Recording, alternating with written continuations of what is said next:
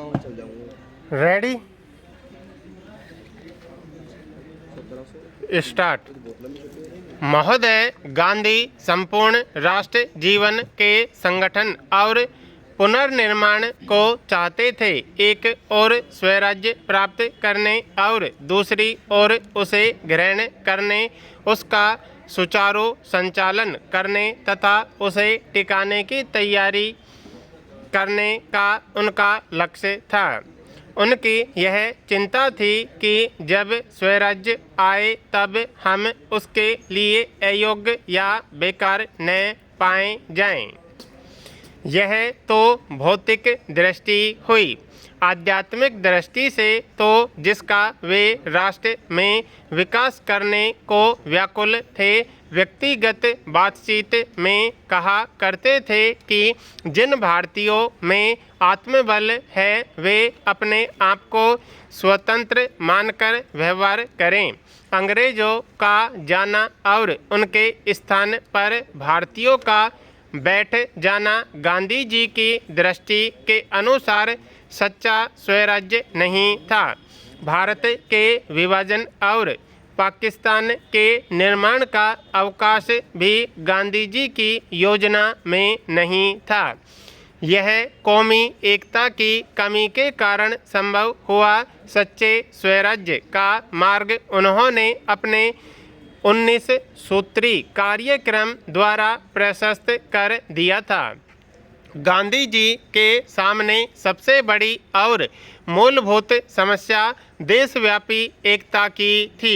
वे चाहते थे कि इसकी नींव पारस्परिक मातृभाव, प्रेम, सेवा, आत्मत्याग और आत्मसंयम पर पड़े, जिससे वह हार्दिक और स्थायी हो। समूहों की दृष्टि से इसमें सांप्रदायिक एकता, प्रादेशिक एकता, विभिन्न हितों की एकता, विभिन्न गुटों और दलों की एकता तथा भाषाई समूहों तथा संस्कृतियों की एकता शामिल है। गांधी जी मूलतः एक धार्मिक पुरुष थे। वे अपना धर्म जानते थे, उसे श्रेष्ठ मानते थे। वे बहुत बड़े लोकतांत्रिक थे। उनके लिए जीवन अखंड था, इसलिए व्यक्ति का जीवन हो या राष्ट्र का, उसकी साधना वे संपूर्ण रूप से कर सकते थे। जिस प्रकार योग पूर्ण न होने पर भी व्यर्थ नहीं जाता, जिस सीमा तक वह पूर्ण हुआ है उस सीमा तक तो लाभ करता ही है, उसी प्रकार गांधी जी की जीवन साधना भी व्यर्थ होने वाली वस्तु नहीं थी। जिस सीमा तक राष्ट्र ने उसे सिद्ध किया, उस सीमा तक उसे उसका लाभ मिल गया, आगे मिलता रहेगा। प्रकृति ने भारत को भौगोलिक विविधता के साथ साथ भाषा वैविध्य का उपहार भी सहज ही प्रदान किया है, किंतु यह भाषा वैविध्य कभी भी पारस्परिक सौहार्द में बाधक नहीं बना। हमारे देश में भगवान बुद्ध, भगवान महावीर, गुरु नानक आदि के समय भी भाषा वैविध्य तथा, किंतु उन्होंने अपने सिद्धांतों एवं आदर्शों का प्रचार करने के लिए जनवाणी को ही चुना। महोदय, राष्ट्रपिता महात्मा गांधी का उदाहरण हमारे लिए बहुत पुराना नहीं है। जब उन्होंने भारतीय स्वतंत्रता संग्राम की बागडोर संभाली तो अपनी दूरदृष्टि द्वारा भांप लिया कि हिंदी ही राष्ट्रभाषा हो सकती है। उन्होंने हिंदी को अपनाया और हिंदी के प्रचार प्रसार के कार्य का श्री गणेश किया। स्वतंत्रता प्राप्ति के उपरांत संविधान निर्माण के समय स्थिति परिवर्तित हो गई। हिंदी को ग्रामीण भाषा कहकर अपमानित किया जाने लगा। वैज्ञानिक एवं तकनीकी विषयों के लिए बेकार बताकर उसकी उपेक्षा की गई।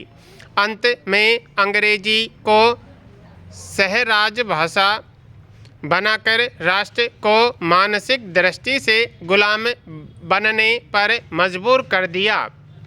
आज भारत के पास एक निश्चित भौगोलिक सीमा, एक राष्ट्रगान, एक राष्ट्रध्वज तो है, किंतु एक राजभाषा नहीं। हमारे देश के नेता जब अपने अधिकारियों के साथ विदेशों में जाते हैं तब अनेक बार बड़ी विषम स्थिति उत्पन्न हो जाती है। विदेशी नेता व अधिकारी यह आश्चर्य व्यक्त करते हैं कि इतने बड़े राष्ट्र की अपनी कोई भाषा नहीं।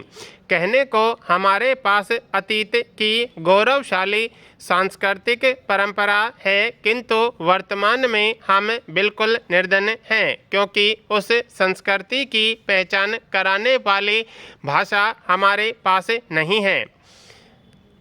कैसी हास्यास्पद स्थिति है कि हिंदी जानने वाले दो बुद्धिजीवी जब बात करते हैं तो अंग्रेजी में। उनकी मानसिकता है कि यदि हम हिंदी में बात करेंगे तो सामने वाले पर हमारा कोई प्रभाव नहीं पड़ेगा।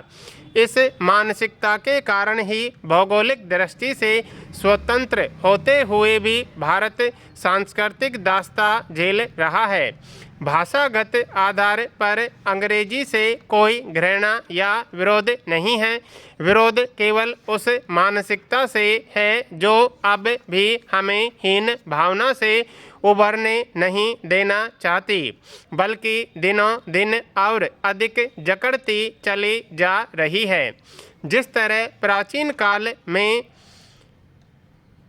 जगद्गुरु शंकराचार्य ने चारों दिशाओं में मठों की स्थापना करके भारत को धार्मिक, सांस्कृतिक एवं दार्शनिक दृष्टि से सुदृढ़ बनाया है, उसी तरह आज भारत को फिर से सुदृढ़ बनाने के लिए किसी शंकराचार्य की आवश्यकता है।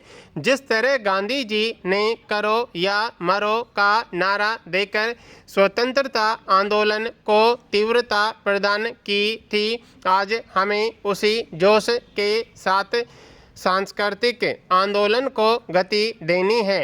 यह सांस्कृतिक आंदोलन किसी वर्ग, जाति, धर्म या प्रांत का नहीं, वरन संपूर्ण राष्ट्र का है। गांधी जी का स्वराज्य का स्वप्न अभी अधूरा है।